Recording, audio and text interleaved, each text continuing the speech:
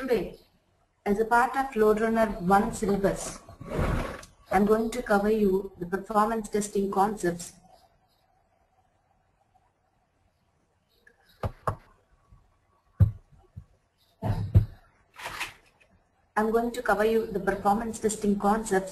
What we have. Before starting, I would like to ask anybody in the class today, do you have any info on performance testing or the LoadRunner? Any information? Any guesses?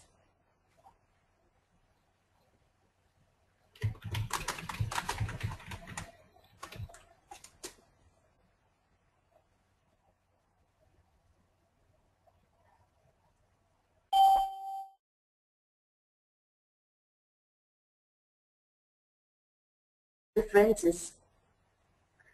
So coming to the first thing. First, you should know the main difference between the functional testing and the performance testing. Functional testing, what you do exactly is, we'll check the functionality of an application. Suppose, if you see any of the application, example, any bank website, you see according to the expected output, whether it is exactly behaving the same behavior or not. So we will see whether it is the functionality is achieved or not, we see in the functional testing. But the performance testing is indifferent to that. We are not checking whether the functionality is actually working or not and it is as expected or not. We are not bothered about the functionality, but of course if it is working along with the same line of functionality, we can check the performance. Performance testing comes under non-functional testing. Non-functional testing, they have divided them actually the testing into two parts. The functional testing, which checks like we'll have different segments, we'll go at the system integration testing phase and then UAT phase and then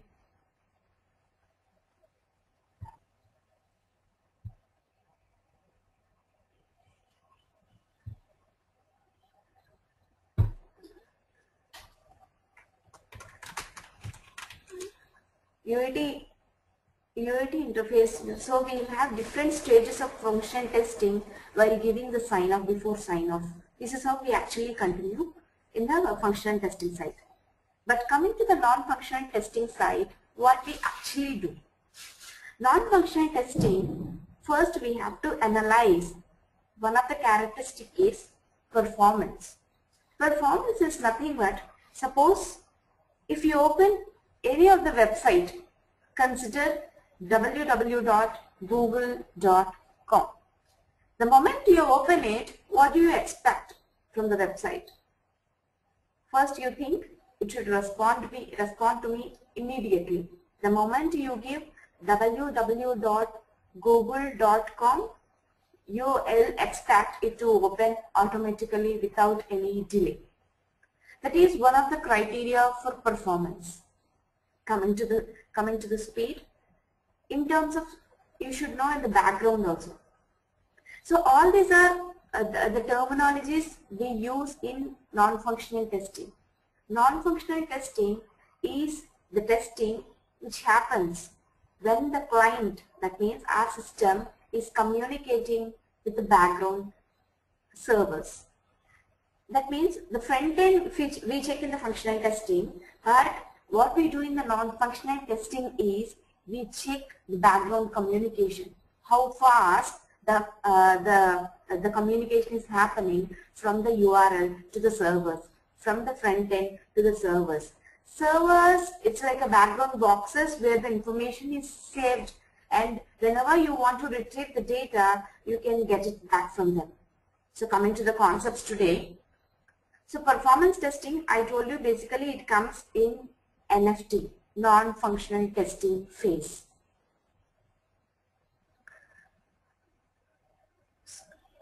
So before that, this is how the architecture will be. So this is a small example I can give how the data is flowing from in and out of the system. This is web client. web client is nothing but the system where we are staying right now. The moment I'm accessing the video right now, I'm sitting at the system. So this is my client, this is my system. So here, the moment we give any of the URL, what happens? You are specifying the address. We are telling www.something.something. So we are telling it to move to that place and then go and hit that particular server.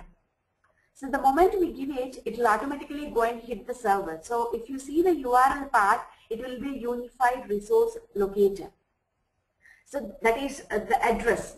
Address, like for each house we have a different addresses. So that is how for each server boxes it has different kinds of address. The moment you give an address from the sitting at our system, it will automatically go and hit that particular server box, and then it will give you, it will respond you what it has. So actually, to explain it more detail, we should know, I'm telling that there will be different servers. Servers is nothing but, suppose to build any house, what we need? We need a building plan. To build any application, what we need? We need an architecture. How the data could be arranged. How the data could be arranged, where the data comes, how is it arranging, and all this information we need it from the architecture. Suppose the moment if I'm giving input from the web client, what is happening? My request is traveling via internet connection and it is hitting any of the server. So there will be different kinds of servers for us: web server, authentication server, application server, DB server, many kinds of servers we have. But you should know what each server is dedicated to and what is the actual functionality of each server. So I said the moment we give a request from our web client, our PC, our laptop, the request is traveling via internet. So the moment internet is connected, it will go address, based on the address, it will go and hit that particular web server.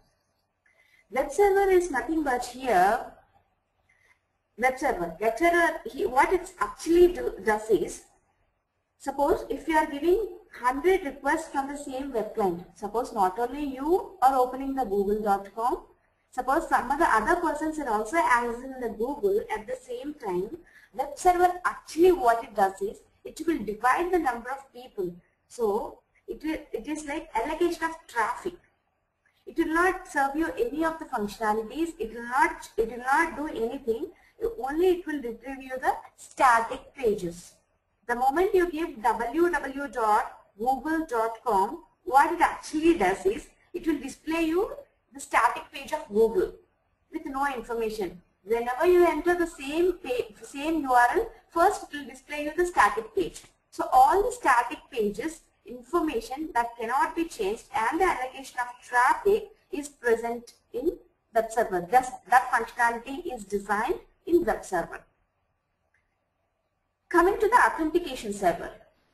Authentication server, what it actually does is, authentication server is nothing but, suppose if you see any of the corporate employees which has around 3 lakhs to 4 lakh employees, so it will have some personal standardized website only for itself. So it will have some personal websites to fill the time sheets or to allocate salaries. It has personalized websites.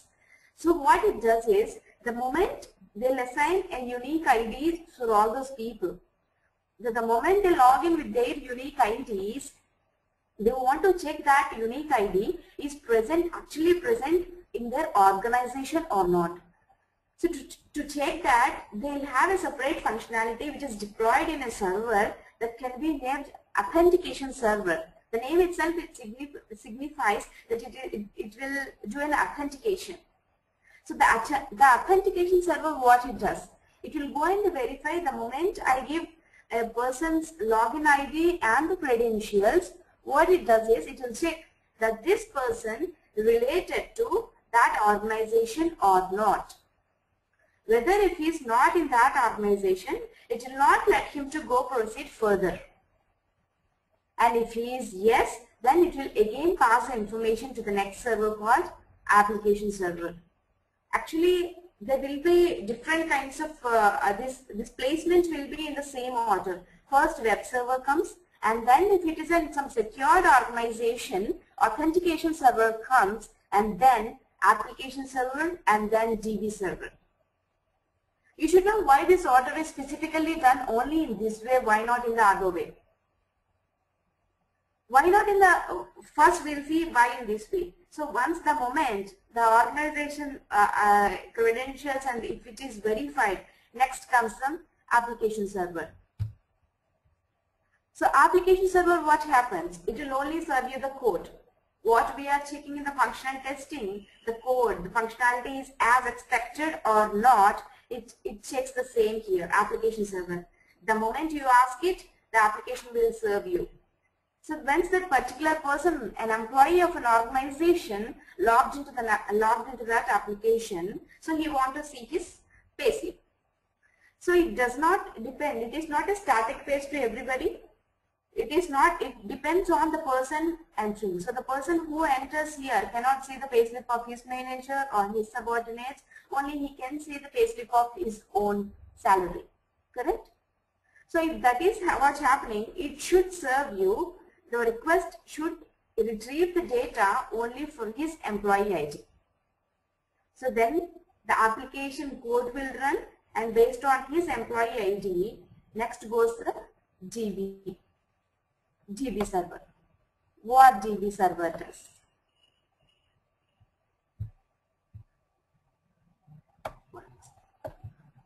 What DB server does? DB server, based on the employee ID, what happens? So application server, his employee ID, based on the employee ID, it is searching his payslip, and then it cannot keep on maintaining all the payslips of his employee ID. What it does? It will save all the information what it is required in the DB server.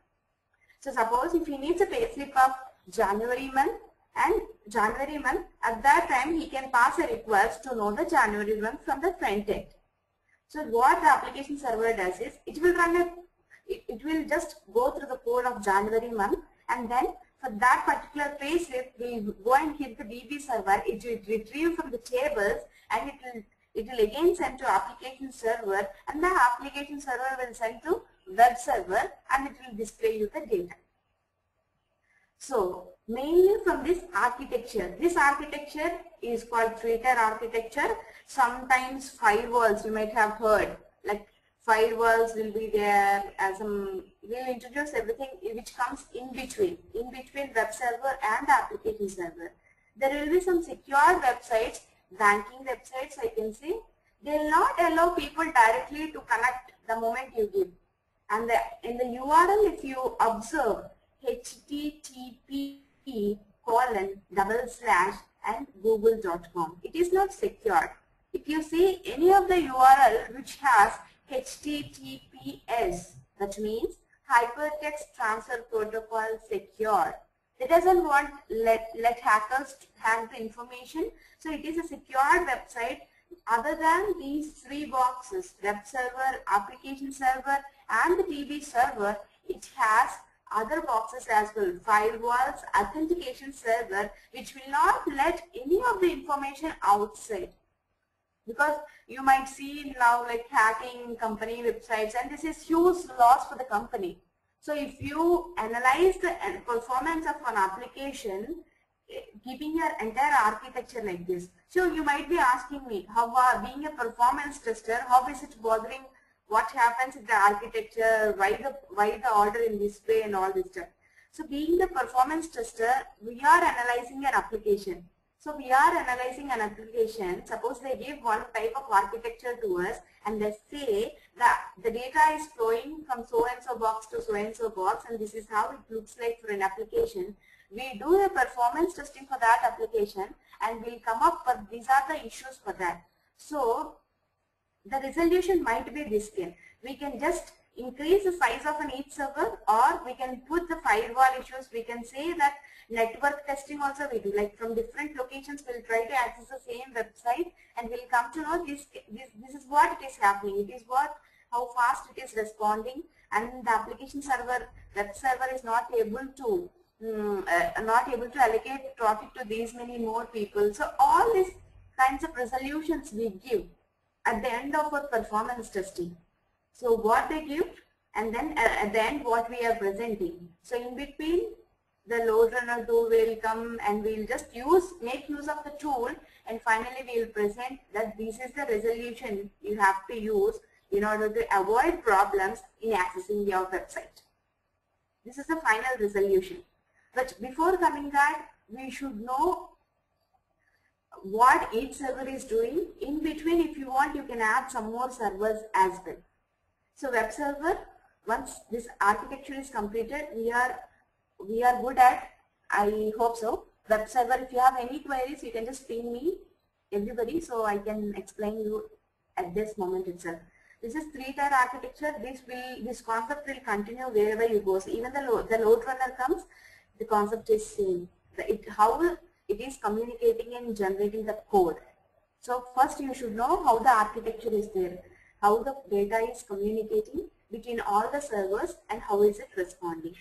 To summarize this entire 3-tier architecture, I can see the moment you give an address in the URL via internet, it will just go and hit blindly the web server.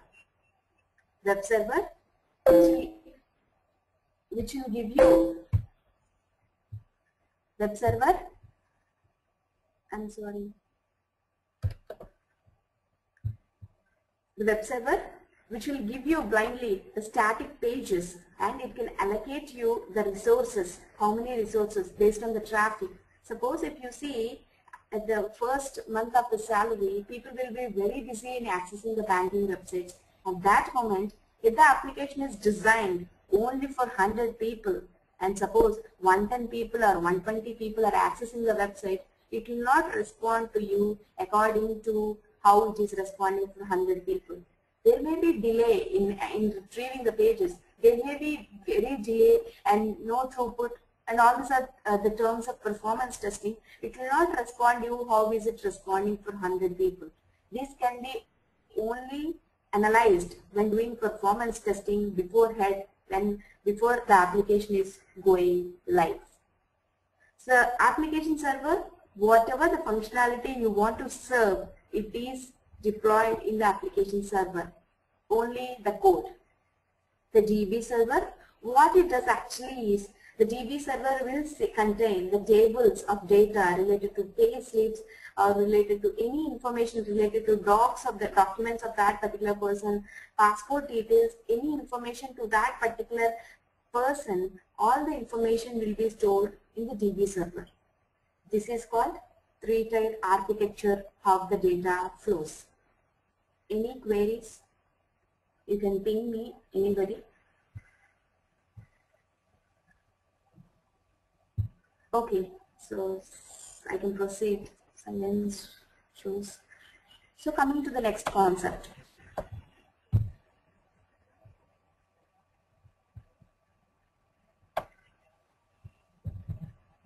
So what is this load balancing? I would like to explain this here. I said there might be like how the web client is our machine. When it is accessing, I said there will be a different kinds of boxes, firewalls, routers, via routers, because if it is directly one person accessing the website, he can directly go and hit the web server. I said if it is more number of people, he cannot directly go there. What actually he does? There will be a router or load balancer, we can say, which will balance the traffic between web servers. What I showed you in the 3-tier architecture, one web server, one application server, one DB server. This is for very small organization, I told. The bigger organization, suppose no application in the organizations will contain 100 people, they will contain lakhs and lakhs of people. So one web server is not at all sufficient to serve lakhs and lakhs of people.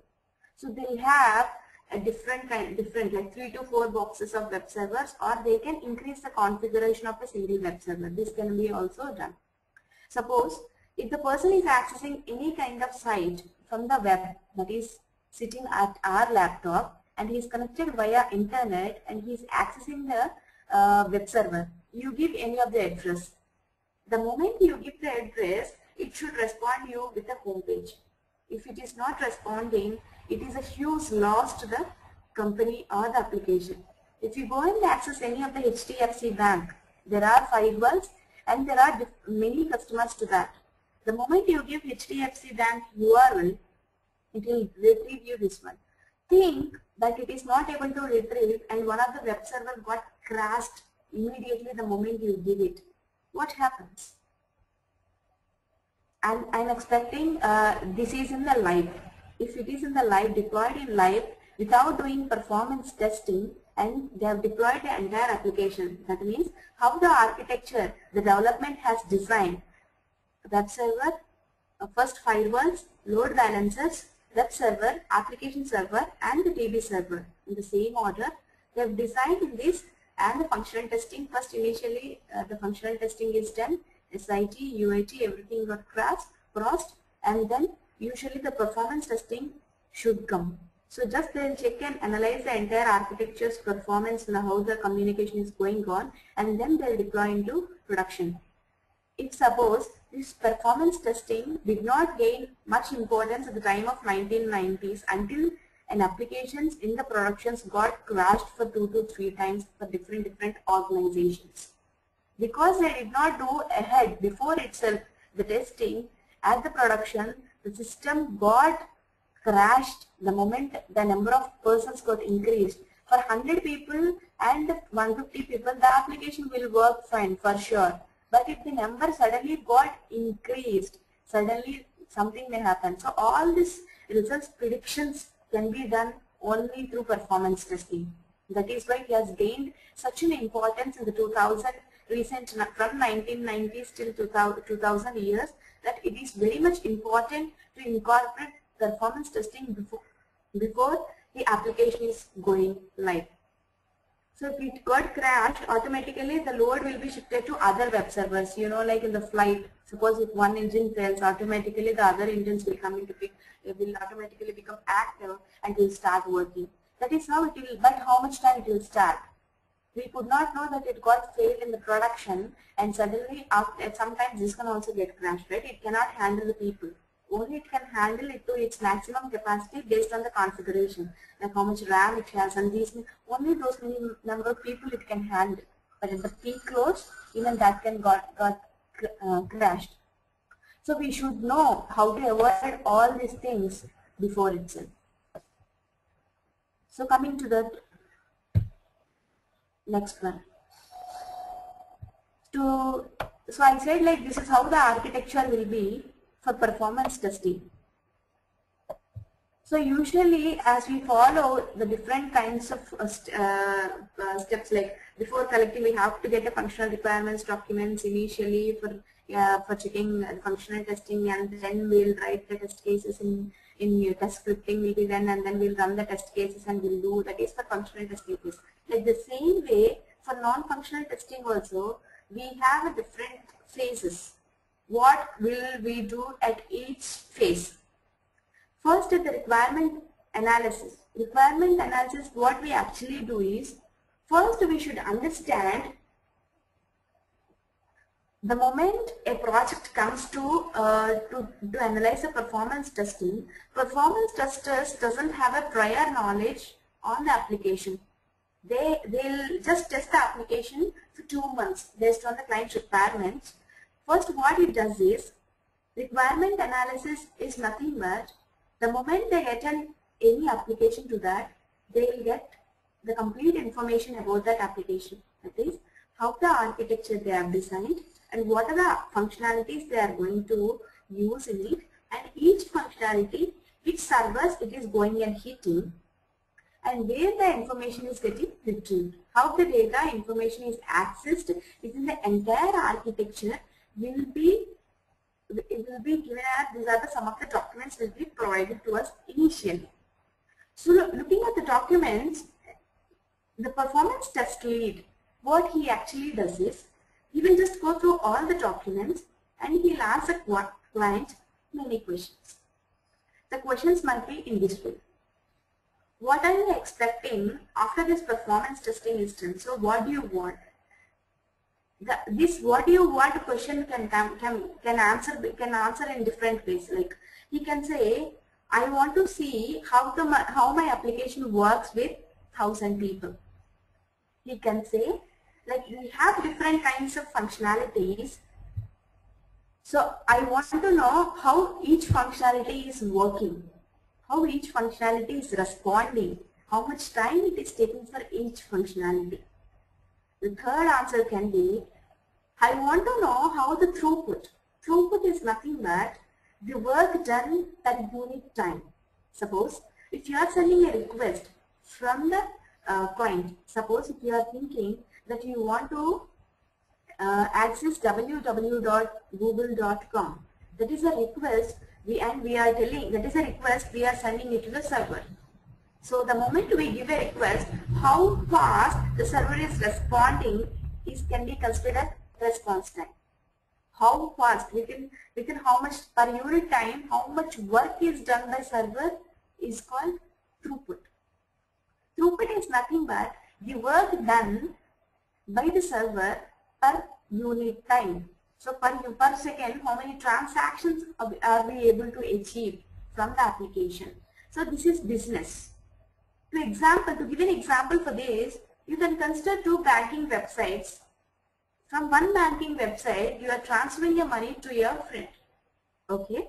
The moment you are transferring your money from your friend, it is taking exactly 2 minutes for you to complete your task. If you go to other banking application too, and if you transfer an amount, it is taking only 1 minute to transfer an amount to your friend. So which one do you prefer? Obviously, the business is more for the bank application too, and it acquires more customers as it is very fast in responding, as well as the servers work done per unit time for entire thing is more. So business mainly considers matters at all these points of time. So it is very much important. The client says, I need to know the throughput. And also the other answer can be, I am planning to scale my business. Suppose he has given us in 2013 to do a performance testing. He has a visibility at 2015 the number might be doubled. But he can check the performance at this point of time itself, and he can say that I want to know my scalability of my application. Till how many numbers my application will be worked without breaking the functionality. He can ask these different kinds of questions. So the moment we get a project for performance testing, what we actually do is, first we should understand the client requirements, what the client is expecting. So once we have analyzed the client requirements, then we should understand the application architecture. Once that is done, once the application architecture is completely analyzed, so how are we going to achieve the architecture accessing information via through functionality itself? But LoadRunner is a tool. What it actually does is it will capture the communication from the backend. So we'll have how the data is accessed, the background communication. So that is why we use a LoadRunner. That is a different part. But this project lead will do is, once the client requirements are clear to him, then he will just go through the application and he will talk with business experts, because the lead is completely new to the application and he doesn't know anything about that. But still he has to analyze the performance of an application and give a finalized report to the client. So he has to be in touch with developers, IT analysts, IT developers, or business SMEs, subject matter experts. So on that particular application. So what he actually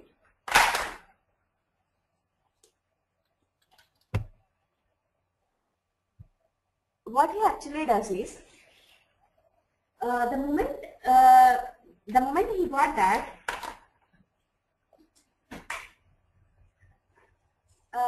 once that is done, so he will talk with all those people and get some information on this, and he will prepare a test plan document. We can say we'll have two different documents before getting two different documents we'll have, that is test strategy document and test plan documents. But some things like overall you can have to prepare one document initially and then you have to get it signed off from the client. This document contains, this is actually the test planning phase. In this test planning phase, we have done requirement analysis, like what are the things we have to detail system study, requirement gathering and analysis. We have done the requirement analysis phase. Coming to the test planning, what he actually does in this is, first you will see what is your objective. My objective is the client, if he doesn't know the if he is not from the performance testing background, if he is not from the performance testing background, he cannot say how actually what he wants. He'll just say in an like conceptual goals. He cannot give you the detailed goals that I am planning to see how my application works with 1,000 people and what is the throughput it is achieving per unit time. All these things, if he is not from performance testing background, he will not say all this information. It is being a lead, it is our responsibility to go and see what client is expecting. That will be analyzed at the requirement analysis phase. Coming to the test planning, what he actually, at the test planning phase, what we will see is, so now we have been clear with our objectives. We will just make it the clear-cut goals. Like he is expecting the application will be scaled to double the number in 2015. So what is my objective now? And to achieve this objective, what is my scope? Scope, what in the sense, suppose we have considered an application which has these kind of functionalities. The moment you go to any flight website, you will search for some destination, from starting point to ending point, you will search some flights. And then if you like the rate and all the information, you will proceed booking it to the site, and then you will get a confirmation message that the flight is been booked, and then you are going to log out. I repeat, the moment you go to any of the flight website, you will search for the flights, and if you like it, you are booking the flight information, you are booking the flight, and then the confirmation message once after the payment, booking, and then you are logging out. Suppose these are the different functionalities you have in a flight booking website. So you should understand what people mainly concentrates on, because we cannot actually check for login, we cannot actually check and give response time for all the functionalities. We should understand what the person is actually interested, like looking at the functionality itself, you should know. Like usually, suppose if you think searching, usually many people will access the website and they'll search. If they like, they'll book. If not, they'll just skip out of it. Am I correct? So this is what usually happens. So the moment they go and access the website, many people will be using the search. So if you consider search is a very critical functionality which is used by each and every person who is accessing website. So we have to consider functionalities which will be used by more number of people, and the functionalities which require more database or more server intervention, which requires more time, which actually the moment we give the request, it should actually go and access the information from the server. So all these different kinds of scenarios we should keep in our mind and then understand what are the different functionalities I should take in at the time of testing. Because we are just new to the application, we will not get this entire information at the first instance. To get this kind of information, you have to be in touch with the developers, subject matter experts, as well as the testing people, as they have more knowledge at the time of testing. They might give you a complete idea. Once that objective, scope and everything is finalized, and then you will proceed with the out of scope thing. You should now clearly mention these are the areas which I am not going to touch.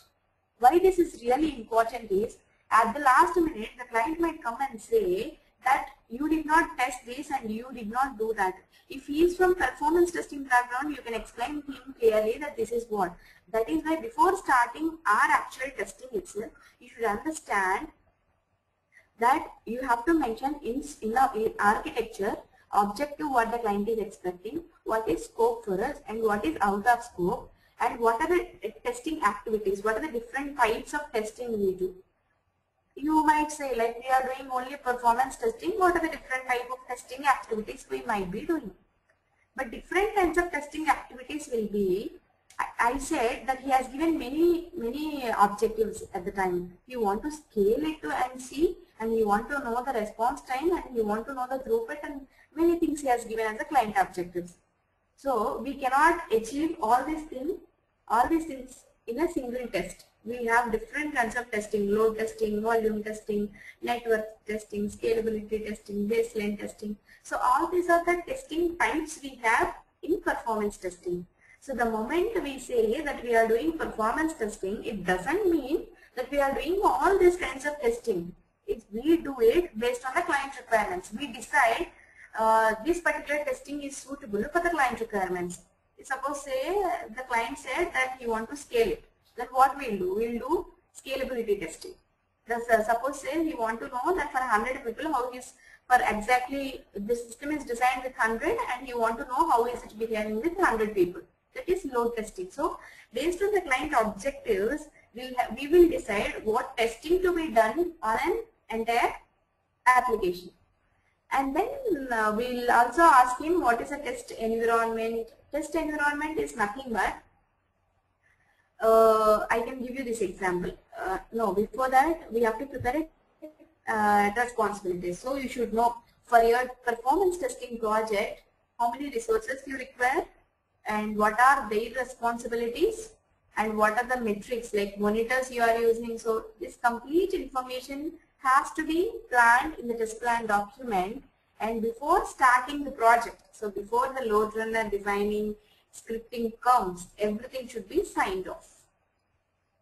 So the test environment, so signed off. So I would like to explain what is a test environment here. Test environment is nothing but, think about this way. When you are deploying your application into production, think an ICICI bank, you have deployed that into production. So in the production, it can be accessed to everybody and the size of a production environment will be so a very big size of RAM and configuration will be of very huge. But to do the performance testing, if he has to provide the same production environment, you should understand why this environment is coming into picture. Picture means, I told you the architecture, right? What happened in the architecture is we have web server, application server, authentication server, and then DB server, this entire architecture. So this entire architecture, suppose if you think the configuration of this entire thing is the architecture configuration, like the web server configuration, if you see, it is 500 GB RAM and all this information. So for each server, it is designed with some information and like with 500 GB or so and so, they will be designing and they will give us that particular architecture and that application. What we have to see now is, right, the same application they cannot give us. That is, they are planning to deploy in the production. Means that can be accessed by 1,000 people.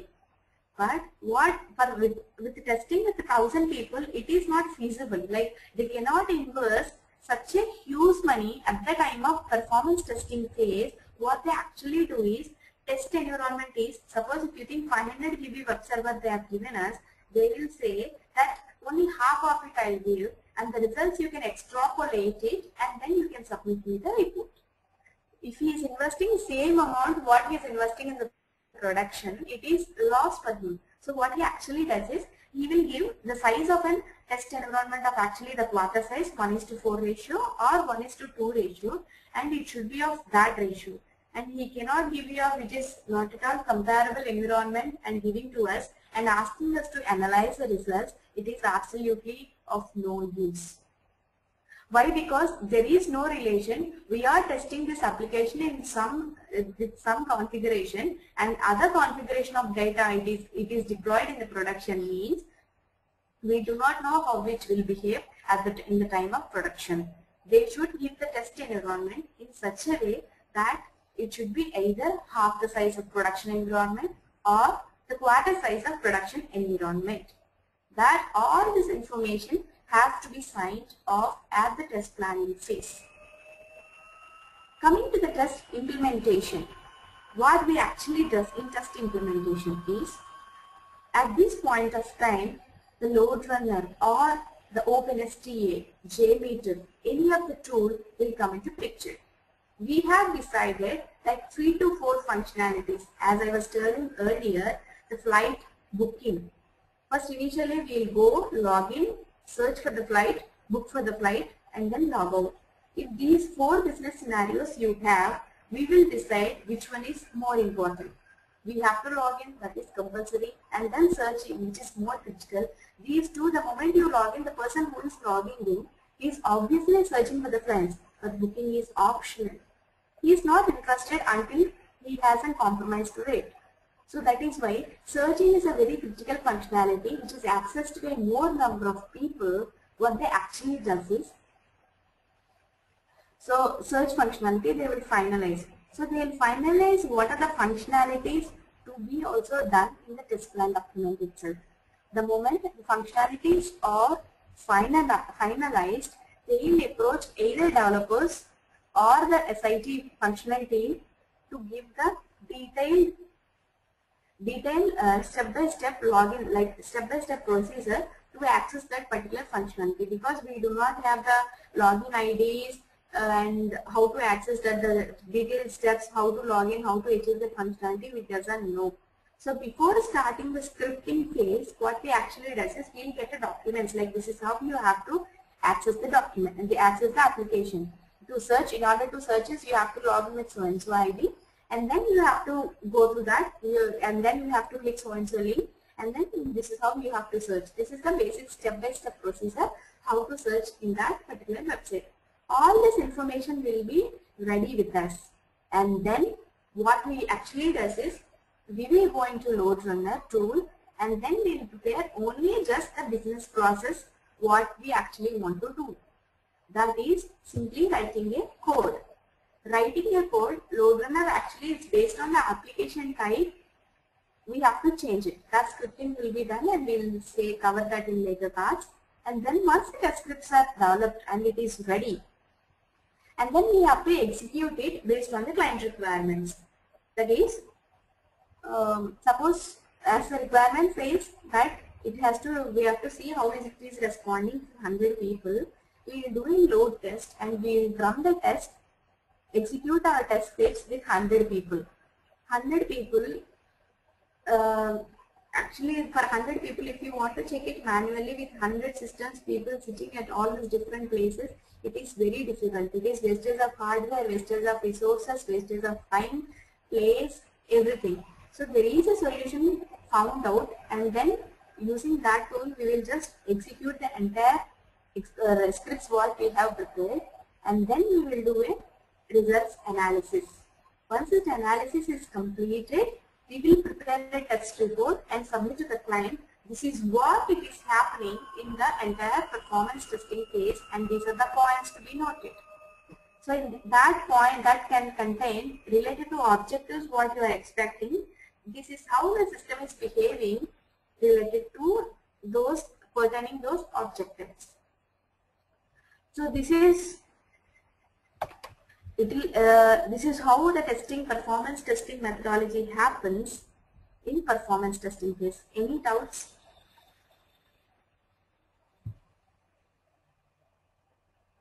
Anybody?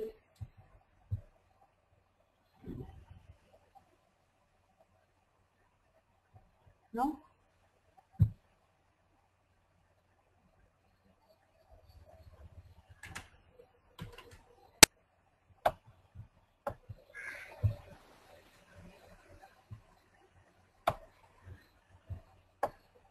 So day 1 syllabus says the performance testing methodology.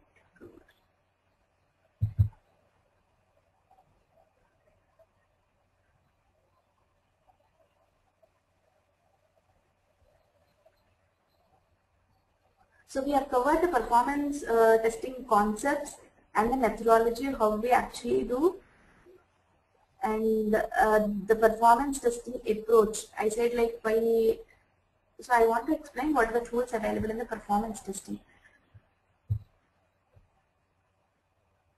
Okay.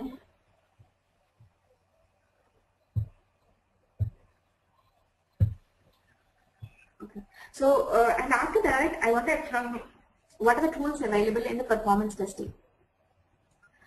Tools available in the performance testing is we have different kinds of tools: HP LoadRunner, JMeter, and OpenSTA, RPT, Rational Performance Tester.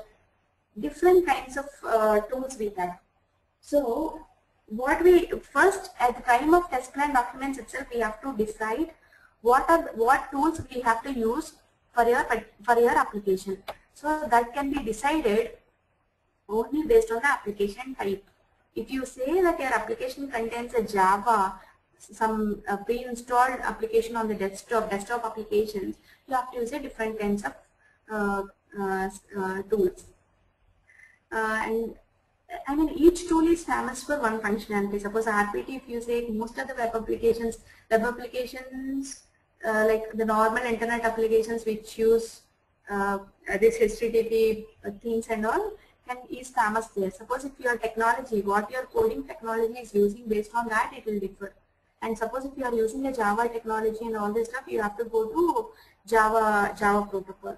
And that is famous in LoadRunner. So based on the requirements or based on the technology you use in your application, you have to decide what tool to use and what is the cost it is bearing to you. If the client is okay to give you LoadRunner at the point and he wants you to test it, you can give a suggestions like these are the tools available in the market. Based on our application type, you can suggest that this tool can be actually good for this one. If you can explain that, it will be good.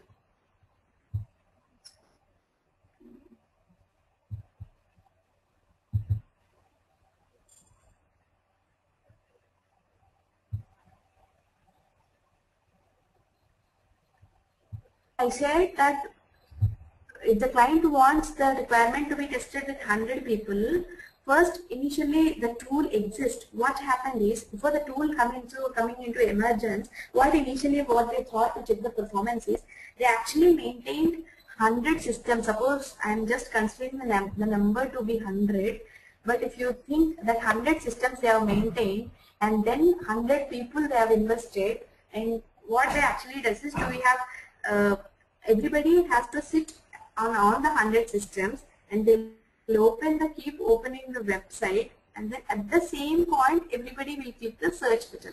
I said the search is a critical functionality what we actually does usually include it.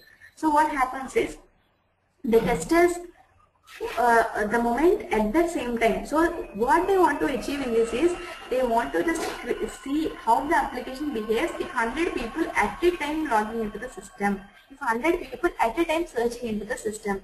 So this actually they want to test it. Initially, before this tool coming into existence, they usually have thought in this way, but this did not work out, because it is how do you synchronize users. Suppose there will be of different concepts, like the person might delay the clicking login button at least few seconds, will change the results. So suppose everybody click the search button at the same instant, how do you analyze the results? There are the metrics we get it. Just simply logging in will not give you we cannot analyze the results here.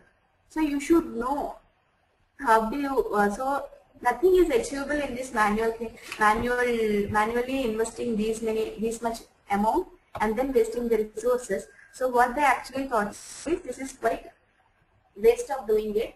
That's why the tools has come into picture. Many different tools in the market. So you should first understand what is the main point is, what is performance testing. Performance testing is nothing but process of accessing how the application under test meets the performance, the capacity and the functionality requirements.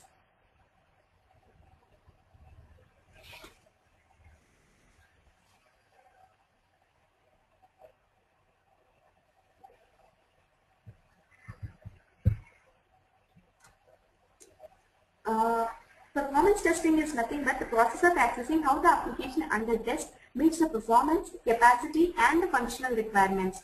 So without breaking the functionality, how our system is behaving, what is its capacity, and all this information we'll do it in load testing, what I said, like with the limited number of people. So as per the today's session, I'm planning to conclude it as the complete day 1 syllabus. I said what is performance testing, what are the tools available, why manual testing is very problematic in implementing this one, what are the different kinds of tools available in the market, and the difference between functional and non-functional testing. So any doubts till now? Tomorrow I'll just explain you how to install LoadRunner as per the syllabus, how to install LoadRunner. Once after installation, LoadRunner architecture, what are the components involved and how the data is flowing, how the communication happens within the LoadRunner. So any doubts, anybody can ask me.